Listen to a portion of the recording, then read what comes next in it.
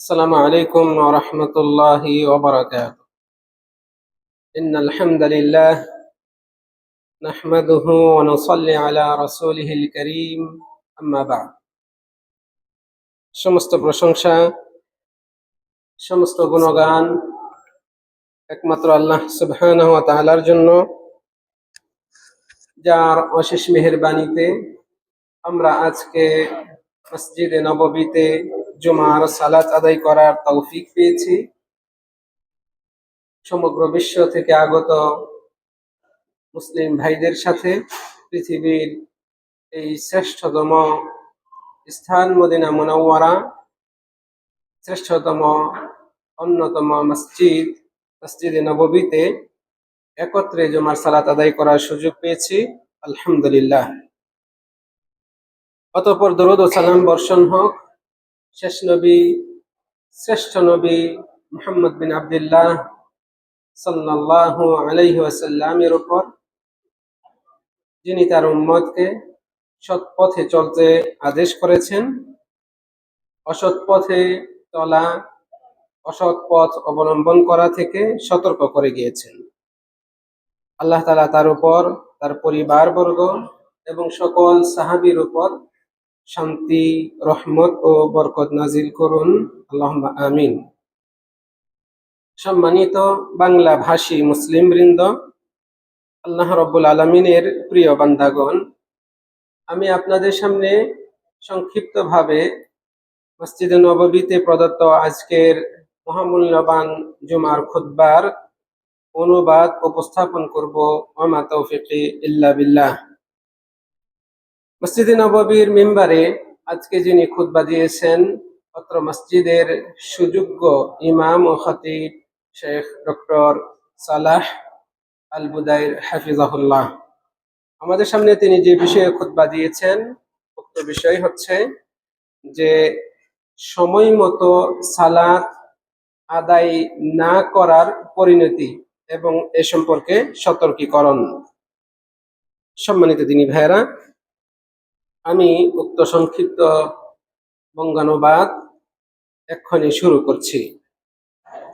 সম্মানিত খতিব সাহেব খুতবার শুরুতে মহান আল্লাহ সুবহানাহু ওয়া তাআলার প্রশংসা করেছেন, তারপর নবী মুহাম্মদ সাল্লাল্লাহু আলাইহি ওয়াসাল্লামের উপর দরুদ ও সালাম পাঠ করেছেন। উপস্থিত সকলকেই আল্লাহর তাকওয়া অবলম্বন করতে, আল্লাহকে সর্বাবস্থায় ভয় করে চলতে তিনি পরামর্শ দিয়েছেন। এরপর মূল খুতবার শুরুতে তিনি বলছেন, আইয়ুহাল মুসলিমুন, আস-সালাতু আলামাতুল ঈমান ওয়া ইসমাতুল আদিয়ান ওয়া তুহরাতুল আবদান ওয়া মুযহিবাতুল আহজান। হে মুসলমানগণ, সালাত হচ্ছে ঈমানের লক্ষণ, দ্বীনদারিতা এর জন্য সুরক্ষা কবচ, শরীরের পবিত্রতার মাধ্যম এবং দুশ্চিন্তা দূরকরণের অন্যতম উপায়। সালাত হচ্ছে উম্মুল খায়রাত ওয়া মানবাউল বারাকাত। সকল কল্যাণের মূল হচ্ছে এই সালাত। যাবতীয় বরকতের উৎসও হচ্ছে এই সালাত। আল্লাহ রাব্বুল আলামিন এই সালাতকে দৈনিক 5 ওয়াক্ত 5 বার শরীয়ত সম্মত গ্রহণযোগ্য পদ্ধতিতে আদায় করা, নিয়মিতভাবে এটাকে আদায় করা এবং এই ইবাদতের উপর অবিচল থাকা তার বান্দাদের উপর ফরজ করে দিয়েছে। খতিব সাহেব বলছেন, আল্লাহ তাআলা তার বান্দাদের উপর দিন রাতে 5 ওয়াক্ত ফরজ নামাজ সংরক্ষণ করা, এর উপর অবিচল থাকা, নিয়মিত শরীয়ত সম্মত গ্রহণযোগ্য পদ্ধতিতে আদায় করা ফরজ করে দিয়েছেন। আল্লাহ তাআলা বলছেন, হাফিজু আলাস সালাওয়াত ওয়াস সালাতিল উসতা। তোমরা সালাতগুলোকে হেফাজত করো, বিশেষ করে মধ্যবর্তী সালাতকে। ওয়া কুমু লিল্লাহি কানিতিন, এবং তোমরা আল্লাহর জন্যই বিনয়তার সাথে দণ্ডায়মান হও, নামাজে দণ্ডায়মান হও। এরপর খতিব সাহেব বলছেন, যে বস্তুত নামাজকে সংরক্ষণ করে, নামাজের উপর হেফাজতকারী সংরক্ষণশীল হয় তারাই যারা এই নামাজ আদায়ের ব্যাপারে আল্লাহর আদেশকে সম্মান করে, যারা এই নামাজের কদর বুঝতে পারে, গুরুত্ব বুঝতে পারে এবং এর বিনিময়ে সওয়াব আল্লাহর কাছে প্রত্যাশা করে, এরাই নামাজের সংরক্ষণকারী হয়, নামাজকে হেফাজত করে। খতিব সাহেব বলছেন, হে মুসলমানগণ, মহাগ্রন্থ আল কোরআনে সালাত কায়েমের ব্যাপারে বহুবার আদেশ এসেছে, অসংখ্যবার আদেশ এসেছে, যা প্রমাণ করে যে নামাজ অত্যন্ত গুরুত্বপূর্ণ একটি ইবাদত। নামাজের মর্যাদা ইসলামে উন্নত। সালাত আদায় করা, সালাত কায়েম করা, এর অর্থ কি? তিনি বলছেন, এর অর্থ হচ্ছে আদা উহা বিশুরুতিহা ওয়া আরকানিহা ওয়া সুনানিহা ওয়া হাইআতিহা ফি আওকাতিহা। সালাত কায়েম বলতে উদ্দেশ্য হচ্ছে সালাতকে তার শর্ত সহ, রুকনগুলো সহ, এর যত সুন্নত রয়েছে এগুলো সহ, এবং যে পদ্ধতি, শরীয়ত সম্মত পদ্ধতি, সুন্নতি পদ্ধতি সহ আদায় করা, এর নাম হচ্ছে সালাত কায়েম করা। সালাত কায়েমের অর্থ আবারও বলছি, খতিব সাহেব বলছেন, সালাতের প্রত্যেক নামাজের শর্ত রয়েছে, রুকন রয়েছে, সুন্নত রয়েছে, এবং এই সালাতগুলোকে একটা নির্দিষ্ট পদ্ধতিতে আদায় করতে হয়, এই পদ্ধতি রয়েছে। এগুলোর সমন্বয়ে এই সালাত সম্পাদন করার মানে হচ্ছে সালাত কায়েম করা। খতিব সাহেব বলছেন, কোন মুসলিমের জন্য ফরজ নামাজকে তার নির্ধারিত, শরীয়ত কর্তৃক নির্ধারিত ওয়াক্তের আগে আদায় করা জায়েজ নয়। অনুরূপভাবে ওয়াক্ত পার করে দিয়ে, অর্থাৎ দেরি করে, বিলম্ব করে আদায় করাও বৈধ নয়, তার জন্য অনুমতি নেই। আল্লাহ তাআলা বলছেন, ইন্নাস সালাতা কানাত আলাল মুমিনিনা কিতাবাম মাওকুতা। নিশ্চয়ই মুমিনদের উপর সালাত আদায় করা নির্দিষ্ট সময়ে ফরজ করে দেওয়া হয়েছে। সালাত নির্দিষ্ট সময়ে আদায় করা মুমিনদের উপর ফরজ করে দেওয়া হয়েছে। মহাগ্রন্থ আল কোরআনে আল্লাহ তাআলা এই কথা বলেছেন। মাসরুক রাহিমাহুল্লাহ বলছেন, যে ব্যক্তি 5 ওয়াক্ত নামাজকে হেফাজত করে, সংরক্ষণ করে, সেই ব্যক্তি গাফেলদের অন্তর্ভুক্ত নয়, তাকে গাফেলদের অন্তর্ভুক্ত করা হবে না। বস্তুত এই সালাতগুলোকে বিনষ্ট করা ধ্বংসের অন্যতম কারণ। সালাতকে বিনষ্ট করা মানে সালাতকে তার ওয়াক্ত অনুপাতে আদায় না করা, এটা ধ্বংসের কারণ। সালাতের সময় এসেছে, অযথা কাজ করে, অযথা গল্প গুজব করে, সময় ক্ষেপণ করে, শেষ ওয়াক্তে গিয়ে আদায় করে, অথবা ওয়াক্ত চলে যায় তারপরে আদায় করে, এর নাম হচ্ছে ইফরাত। নামাজের ব্যাপারে এই ইফরাত করা, এটা নামাজি ব্যক্তির ধ্বংস হওয়ার অন্যতম কারণ।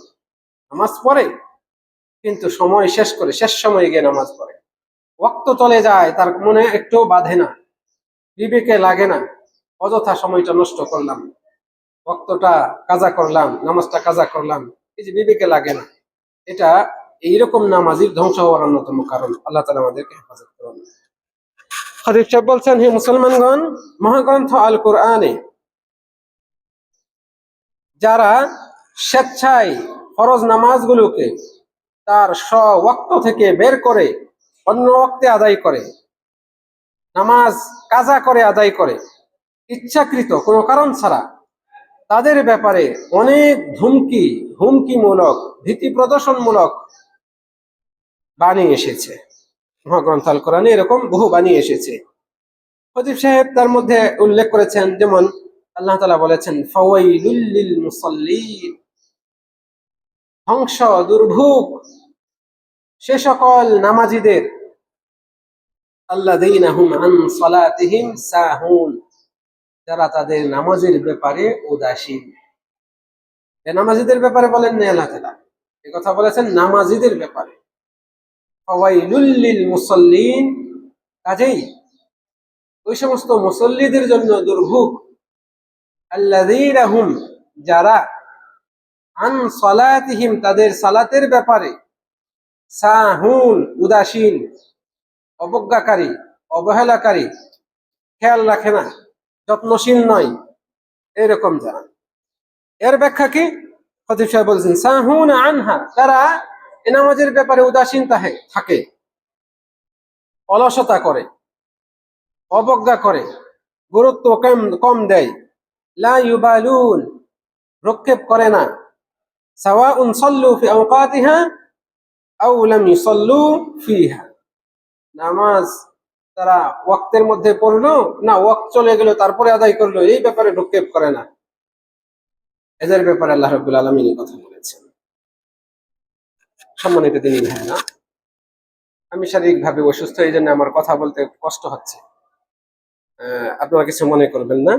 আমি এই জন্য একটু ধীরে ধীরে কথা বলছি। আমার জিহ্বাতে সমস্যা এবং দাঁতেও সমস্যা। সবার কাছে আমি আমার এই আলোচনার ভেতরে আপনাদের কাছে দোয়া চাইলাম, আপনারা অবশ্যই আমার জন্য দোয়া করবেন। বারাকাল্লাহু ফিকুম। খতিব সাহেব তারপরে এখানে একটি হাদিস উল্লেখ করেছেন, যেখানে নবী সাল্লাল্লাহু আলাইহি ওয়াসাল্লামের জনৈক সাহাবী সাদ রাদিয়াল্লাহু আনহু, তার সন্তান তাকে জিজ্ঞেস করছেন, মুসআব, তিনি বলছেন, আমি আমার বাবাকে বললাম, ইয়া আবাতা, হে আমার বাবা, আরাআইতা কাওলাহু আল্লাযীনা হুম আন সালাতিহিম সাহুন, আল্লাহ রাব্বুল আলামিন যে বলেছেন যারা তাদের নামাজের ব্যাপারে উদাসীন তাদের জন্য দুর্ভোগ দুর্ভোগ, আপনি এই আয়াতের ব্যাপারে কি বলেন? আমাদের মধ্যে কে আছে যে নামাজে তার মন এদিক সেদিক যায় না? আমাদের মধ্যে কে আছে যে নামাজে তার মনে নানান কথার উদ্রেক হয় না, এটা মনে হয় সেটা স্মরণ হয়, হয় না, এরকম কে আছে? সবারই তো এরকম কম বেশি হয়। তখন নবী সাল্লাল্লাহু আলাইহি ওয়াসাল্লামের সাহাবী বলছেন, লাইসা যালিকা, বিষয়টা এরকম নয়, ইন্নামা হুয়া ইজাআতুল ওয়াক্ত।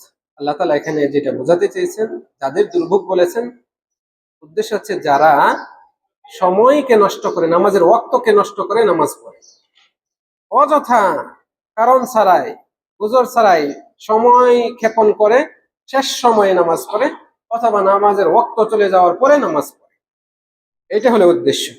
তিনি বলছেন, ইয়ালহু হাত্তা ইয়াজিআল ওয়াক্ত, অযথা বেহুদা কাজে লিপ্ত থাকে, অবশেষে নামাজের সময় চলে যায়, এরপরে নামাজে আসে। এইরকম নামাজীদের ব্যাপারে আল্লাহ তাআলা এই কথা বলেছেন। খতিব সাহেব তারপরে বলছেন, ফায়া মান লাম ইয়াজাল ইয়াতরুকু সালাতা মা'রুফা, ওহে, আমি তাকে বলছি যে এখনো নামাজ পরিত্যাগকারী হিসেবে পরিচিত, নামাজ আদায় করো না, বেনামাজি হিসেবে পরিচিত, আমি তোমাকে বলছি। ওয়াবিল মাআসি মাশগুফা, অন্যায় পাপাচারে লিপ্ত এরকম ব্যক্তিকে আমি বলছি। ইয়া মান লাম ইয়াকরুবুল মাসাজিদা ইল্লা হাজারা, আমি তাকে বলছি যারা মসজিদের ধারে কাছে যায় না। ওয়ালা ইয়াতি সলাতা ইল্লা দাবারা, নামাজে আসলেও, মসজিদে আসলেও একেবারে শেষ সময় আসে, একদম পিছনে লাস্ট সময়ে এসে নামাজে উপস্থিত হয়। তুব ক্বাবলাল ফাওয়াত, জীবন চলে যাওয়ার আগেই, আয়ু ফুরিয়ে যাওয়ার আগেই তুমি তওবা করো। ওয়াকলা আনিল হাফাওয়াত, তোমার এই বিচ্যুতি থেকে তুমি ফিরে আসো।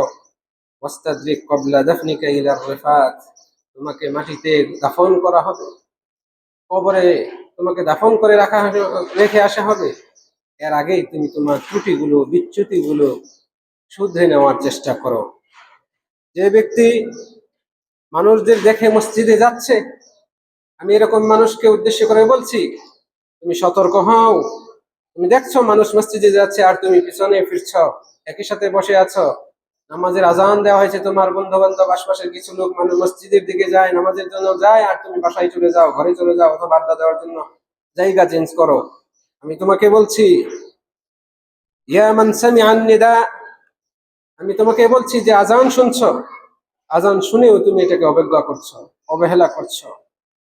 আলা তাগতাবির, তুমি তো উপদেশ গ্রহণ করবে না ওদেরকে দেখে, যারা তোমার আশপাশে ছিল, তোমার বন্ধু বান্ধব ছিল, তারা এখন চলে গিয়েছে, তাদের মৃত্যু হয়েছে, তারা আর নাই তোমার আশপাশে, তোমাকেও যেতে হবে। তুমি কি শিক্ষা নিবে না? তুমি সতর্ক, আলা তারা হাবি, তুমি কি সতর্ক হবে না? ওয়াকাদ তাওয়াল মাউতু আল আহিব্বাহ ওয়াল আখিল্লা, মৃত্যু এসে বন্ধু বান্ধব প্রিয়জনদেরকে একেবারে গুটিয়ে নিয়ে চলে গেছে, তাদের অস্তিত্ব আর তোমার আশপাশে নেই। ফাইলা মাতা তুআখিরুস সালাহ, তুমি আর কতদিন পর্যন্ত নামাজ বাদ রাখবে? ইলা মাতা তুআখিরুত তাওবাহ, তোমার তওবা আর কত দেরি করবে, তুমি তওবা করতে আর কত সময় ক্ষেপণ করবে। ওমা আনতা বিমাযুর, তোমার তো কোনো ওযর নেই, তবু কেন তুমি সময় ক্ষেপণ করছো, তওবা করছো না, ফিরে আসছো না, অন্যায় ছাড়ছো না, সালাতে মনোযোগী হচ্ছ না।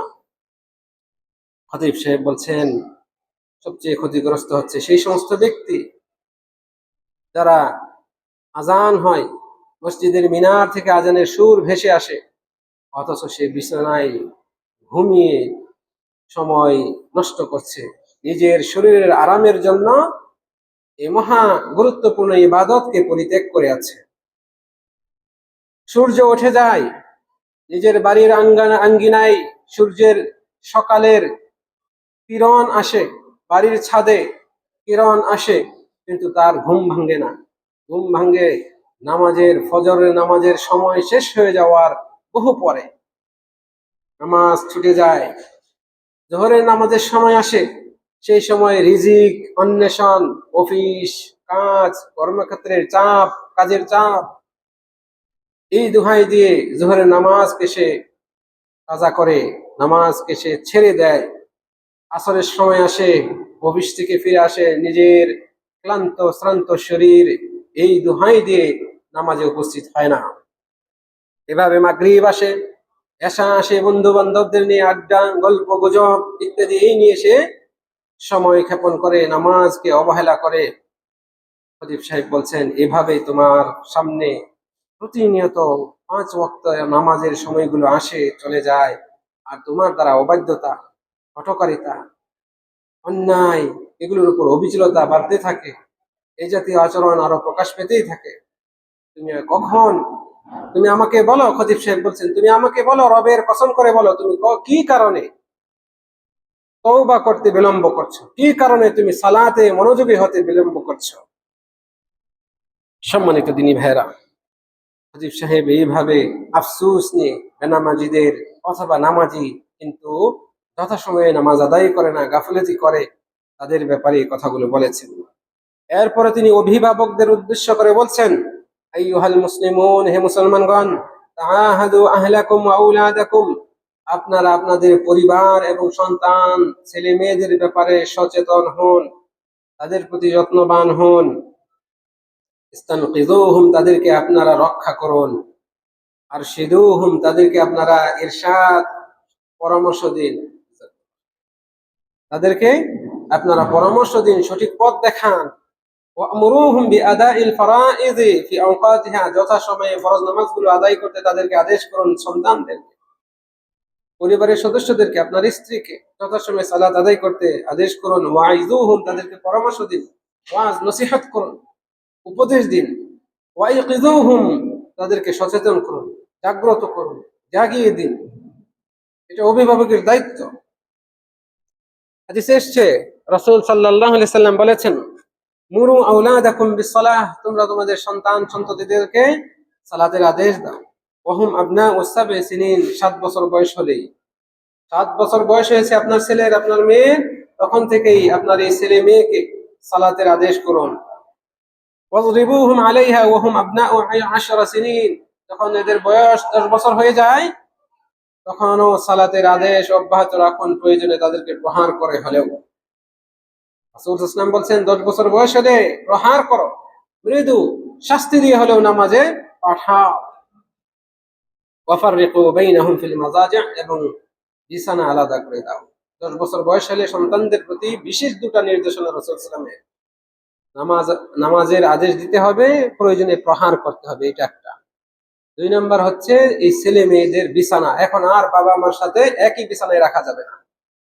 10 বছর সর্বোচ্চ 10 বছর বয়স পর্যন্ত, যদিও এর আগে থেকেই সতর্ক হওয়া উচিত।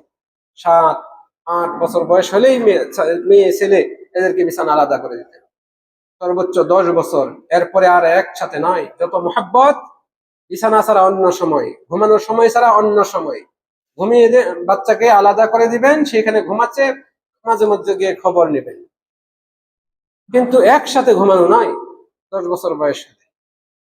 এটা ইসলামের অন্যতম গুরুত্বপূর্ণ একটা বিধান। এর মাধ্যমে পরিবারের অনেক সুরক্ষা নিহিত রয়েছে, অনেক আদব শিষ্টাচার নিরাপত্তা এর মধ্যে নিহিত রয়েছে। সম্মানিত,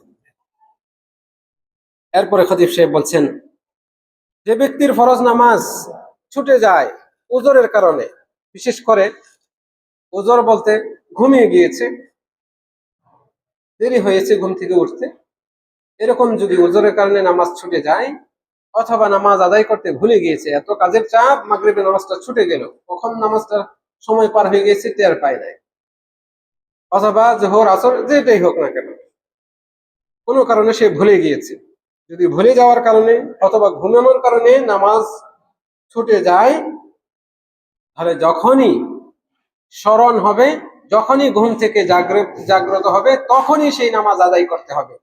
এটা আবশ্যক, এটা ওয়াজিব। আপনি ঘুমিয়ে গিয়েছেন, আপনি দেরিতে ঘুম থেকে উঠেছেন, যখনই আপনি উঠবেন তখনই আপনাকে নামাজটা, যেটা নামাজ ছুটে গিয়েছে, তখনই আপনাকে আদায় করতে হবে। ওইটাই হচ্ছে আপনার আপনার জন্য নামাজের ওয়াক্ত। হাদিসে এসছে, রাসূল সাল্লাল্লাহু আলাইহি ওয়াসাল্লাম বলেছেন, মান নাসিয়া সালাতান, যে ব্যক্তি কোনো নামাজ ভুলে গেল, আও নামা আনহা, অথবা ঘুমিয়ে পড়লো, ফাকাফারাতুহা আন ইউসাল্লিহা ইযা যাকারাহা, এর কাফফারা হচ্ছে যখনই স্মরণ হবে তখনই এই নামাজ আদায় করে নেবে। লা কাফফারাতা লাহা ইল্লা যালিক, এছাড়া অন্য কোনো কাফফারা নেই।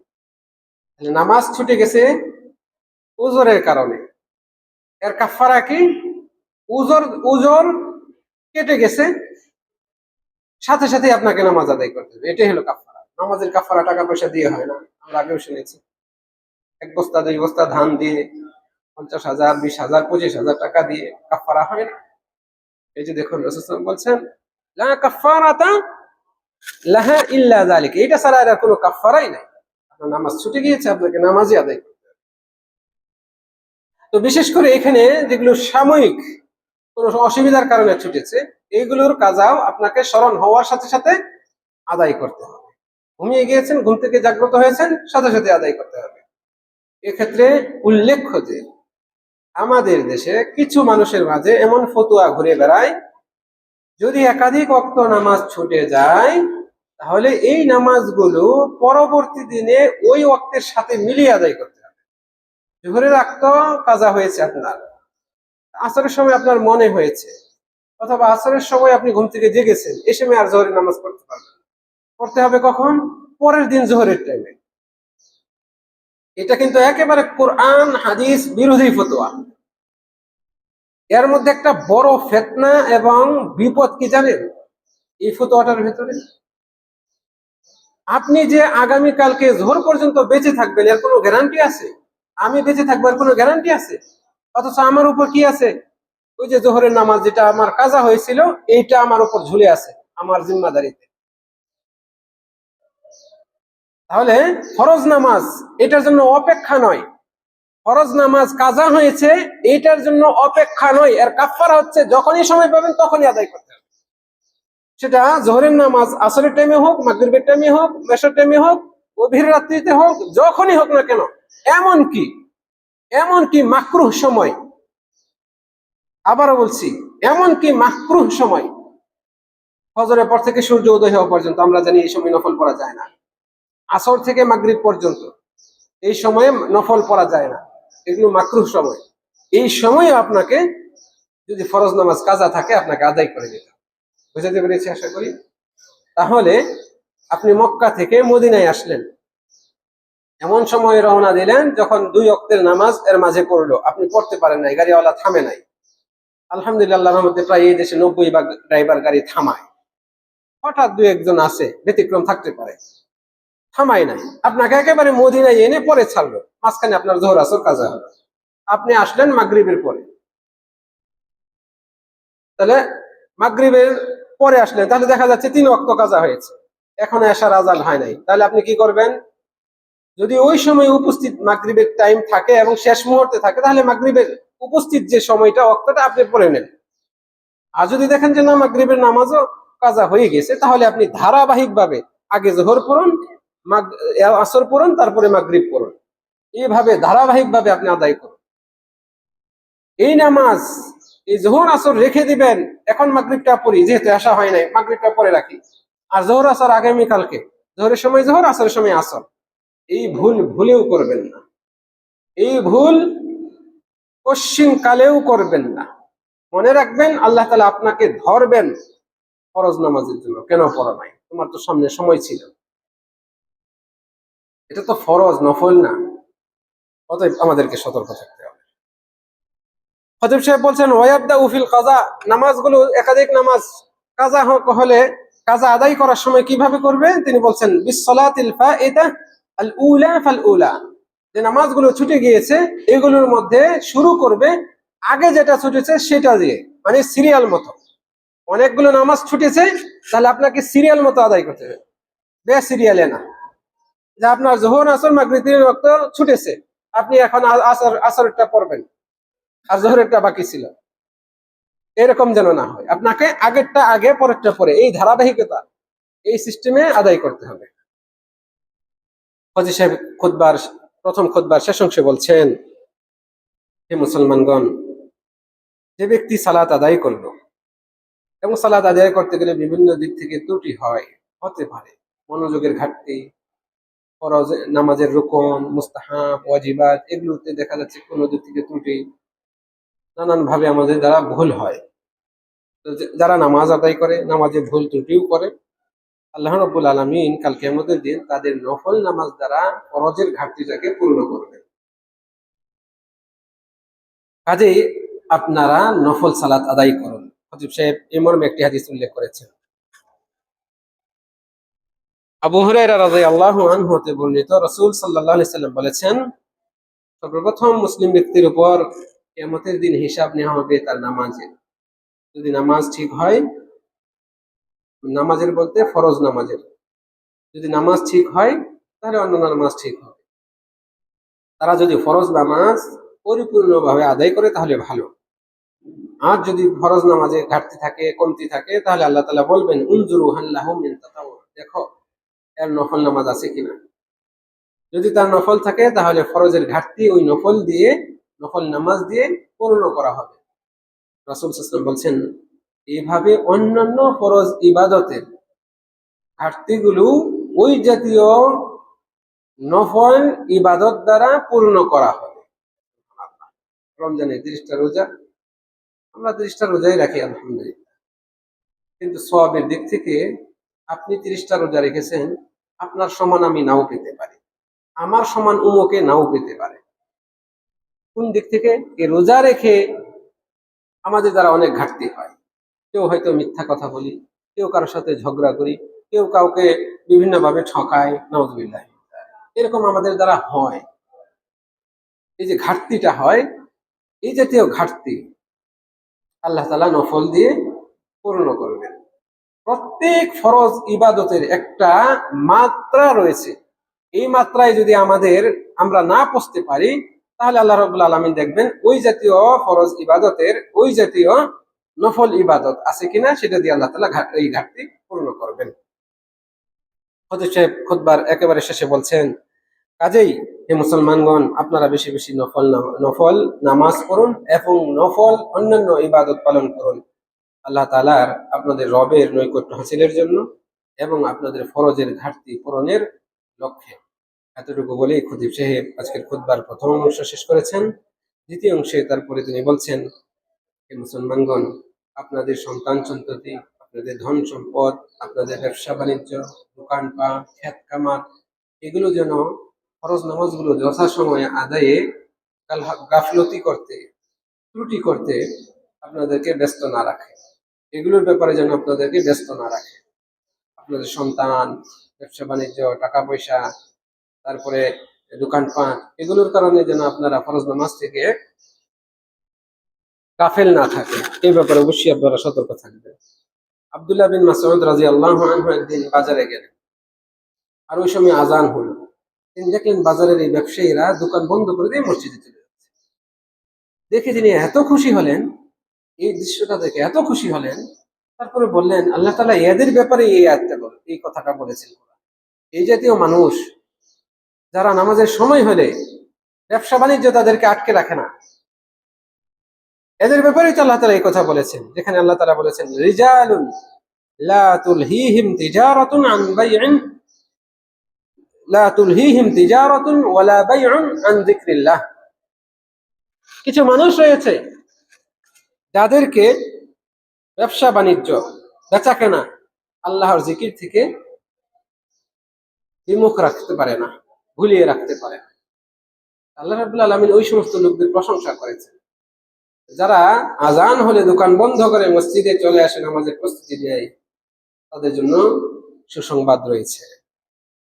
খতিব সাহেব বলছেন আল্লাহর নৈকট্য অর্জনের অনেক ক্ষেত্র রয়েছে, বেশি বেশি কল্যাণ অর্জনের অনেক ক্ষেত্র রয়েছে, উপকরণ রয়েছে, মাধ্যম রয়েছে। আপনারা এগুলো যেন হাতছাড়া না করেন, এ ব্যাপারে আপনারা সতর্ক থাকবেন। আপনাদেরকে যেন অযথা অহেতুক কথা কাজ এগুলো যেন ভালো কাজ থেকে, সওয়াব, বিশাল সওয়াব ফজিলতপূর্ণ আমলগুলো থেকে বিরত না রাখতে পারে। নবী ইসলাম বলছেন যে ব্যক্তি সকালে মসজিদে যায় অথবা সন্ধ্যায় মসজিদে যায়, আল্লাহ তাআলা সকাল সন্ধ্যা যখনই এই ব্যক্তি মসজিদে যায় তার জন্য মেহমানদারির উপকরণ প্রস্তুত করেন। এইভাবে সারা জীবন সে যত ওয়াক্ত নামাজ পড়ে আল্লাহ রাব্বুল আলামিন তার জন্য জান্নাতে মেহমানদারির প্রস্তুতি রাখেন। তাকে মেহমানদারি করবেন মরবে প্রস্তুতি নেন এবং সেগুলো সাজিয়ে রাখেন। অন্য হাদিসে এসেছে রাসূল সাল্লাল্লাহু আলাইহি সাল্লাম বলছেন আমি কি তোমাদেরকে এমন আমলের কথা বলবো না যে আমলের মাধ্যমে আল্লাহ তাআলা গুনাহ ক্ষমা করেন এবং সম্মান বৃদ্ধি করেন? সাহাবারা বললেন হ্যাঁ। রাসূল সাল্লাল্লাহু আলাইহি ওয়াসাল্লাম বললেন সেটা হচ্ছে কষ্ট হওয়া সত্ত্বেও পরিপূর্ণভাবে ওযু করা, বেশি বেশি পায়ে হেঁটে মসজিদে যাওয়া, এক নামাজ শেষ হলে আরেক নামাজের অপেক্ষায় থাকা। এই আমলগুলোর মাধ্যমে গুনাহ মোচন হয়, আল্লাহর কাছে সম্মান বৃদ্ধি পায়। খতিব সাহেব খুতবার একেবারে শেষ অংশে বলছেন আল্লাহ রাব্বুল আলামিন কিছু মানুষের সমালোচনা করেছেন, নিন্দা করেছেন, যাদের অন্তরটা একেবারে সবসময় অস্থির চিত্ত থাকে, যারা অস্থির প্রবণ এবং অল্পতেই ঘাবড়ে যায় এবং আবার তারা অনেক কৃপণতা অবলম্বন করে। এদের প্রশংসা, এদের নিন্দা করেছেন। তবে যারা নামাজি তাদের প্রশংসা করেছেন। নামাজিরা সাধারণত এইরকম অন্তরের অধিকারী হয় না। তারা নিয়ামত পেলে আল্লাহর শুকরিয়া আদায় করে, অভাব অন্তরে থাকলে ধৈর্য ধারণ করে। আল্লাহ তাআলা বলছেন ইন্নাল ইনসানা খুলিকা হালুআ, মানুষকে সৃষ্টি করা হয়েছে দুর্বল চিত্ত, অস্থির চিত্ত। ইযা মাসসাহু শাররু জাযুআ, যখন কোনো অকল্যাণ, কোনো মুসিবতে পড়ে তখন সে একেবারে ঘাবড়ে যায়। ওয়া ইযা মাসসাহুল খায়রু মানুআ, আবার কোনো কল্যাণ নিয়ামত পেলে কৃপণতা অবলম্বন করে, হাত গুটিয়ে নেয়, দান করে না। এইরকম মন মানসিকতা। তবে ইল্লাল মুসাল্লিন, তবে মুসল্লিরা বাদে, নামাজি ব্যক্তিরা বাদে। আল্লাযীনা হুম আন সালাতিহিম দাঈমুন, যারা সালাতে নিয়মিত থাকে, অবিচল থাকে, অর্থাৎ নিয়মিত সালাত আদায় করে এরা ছাড়া। খতিব সাহেব বলছেন কেননা ফরজ নামাজগুলো হচ্ছে সতর্ককারীর ন্যায়, যা মানুষের প্রবৃত্তিকে, অভ্যাসকে, অন্যায় অভ্যাস, খারাপ অভ্যাস থেকে বিরত রাখে। তাদের নৈতিকতা, চরিত্রকে, খারাপ চরিত্র, খারাপ অভ্যাস এগুলো থেকে হেফাজত করে। ফরজ নামাজগুলো হচ্ছে সতর্ককারী স্বরূপ এবং নিষেধকারী স্বরূপ। এগুলো অন্যায়, পাপাচার, অশ্লীলতা, নেক্কারজনক কাজ এগুলো থেকে হেফাজত করে। মহান আল্লাহ তাআলা বলেছেন নিশ্চয়ই নামাজ অন্যায়, ফাহিশা, অশ্লীলতা থেকে হেফাজত, বিরত রাখে। সর্বশেষে খতিব সাহেব বলছেন কাজেই হে মুসলমানগণ, হাফিজু আলা সালাতিকুম, আপনারা আপনাদের নামাজগুলোকে সংরক্ষণ করুন। ফাহিয়া কুরবাতুন, এটা এমন নৈকট্য অর্জনের মাধ্যম, তারকিকুম, যা আপনাদেরকে উন্নত করবে। ওয়াসিলাতুন, এটা এমন বন্ধন, নামাজ এমন বন্ধন, তুকাউবিকুম, যা আপনাদেরকে শক্তিশালী করবে। ওয়াইসমাতুন, এটা এমন রক্ষা কবচ, সুরক্ষার মাধ্যম, তাকিকুম, যা আপনাদেরকে সুরক্ষা দিবে, জাহান্নাম থেকে রক্ষা করবে। এতটুকু বলে খুতবা শেষ করেছেন। খুতবা শেষে নবী মুহাম্মদ সাল্লাল্লাহু আলাইহি ওয়াসাল্লামের উপর দরুদ পাঠ করেছেন। সাহাবাদের জন্য আল্লাহ রাব্বুল আলামিনের কাছে দোয়া করেছেন সন্তুষ্টি চেয়ে, আমাদের জন্য, উপস্থিত সকল মুসলিমদের জন্য দোয়া করেছেন, সারা বিশ্বের মুসলমানদের, মুসলিম নেতাদের, শাসকবর্গের জন্য দোয়া করেছেন। বিশেষ করে এই দেশের খাদিমুল হারামাইন শরীফাইন, তার জন্য দোয়া করেছেন। নায়েব যিনি রয়েছেন ক্রাউন প্রিন্স, তার জন্য আল্লাহর কাছে ভালো কাজের তৌফিক চেয়ে দোয়া করেছেন। ফিলিস্তিনি ভাই বোনদের যে দুর্যোগ, যে দুর্ভোগ, সেটা লাঘব চেয়ে তিনি দোয়া করেছেন। অত্যাচারী, জালেম, সীমালঙ্ঘনকারী, জবরদখলকারী ইহুদিদের বিরুদ্ধে তিনি বদদোয়া করেছেন। সর্বশেষ তিনি আমাদের সকলের কল্যাণ চেয়ে আজকের খুতবা শেষ করেছেন। মহান রব্বুল আলমিনের কাছে কামনা করি, রব্বুল আলমিন আমাদের সকলকে 5 ওয়াক্ত সালাত যথাযথভাবে আদায় করার তৌফিক দান করুন। আমাদের সকলকে সালাতের প্রতি সংরক্ষণশীল হওয়ার তৌফিক দান করুন। আমরা যেন নামাজকে যথাসময়ে আদায় করতে পারি। নামাজের হুকুম, নামাজের আহকাম, নামাজের যে রুকন, ওয়াজিবাত, মুস্তাহাব্বাত, সুনান, এগুলো যেন যথাযথভাবে আমরা আদায় করতে পারি। আল্লাহ রাব্বুল আলামিন আমাদেরকে তৌফিক দান করুন। আমাদেরকে আল্লাহ তাআলা তাদের অন্তর্ভুক্ত করুন যারা সালাত আদায় করে আল্লাহ রাব্বুল আলামিনের সন্তুষ্টি অর্জন করতে পেরেছে, যারা সালাত আদায় করে জান্নাতের অধিকারী হতে পেরেছে, যারা সালাত আদায় করে জাহান্নাম থেকে নিজেদেরকে মুক্ত করতে পেরেছে। আমাদেরকে এরকম সালাত আদায়কারী বানান, আল্লাহুম্মা আমিন। এই কামনা রেখে আজকের আলোচনা শেষ করছি। আসসালামু আলাইকুম ওয়া রাহমাতুল্লাহি ওয়া বারাকাতুহু।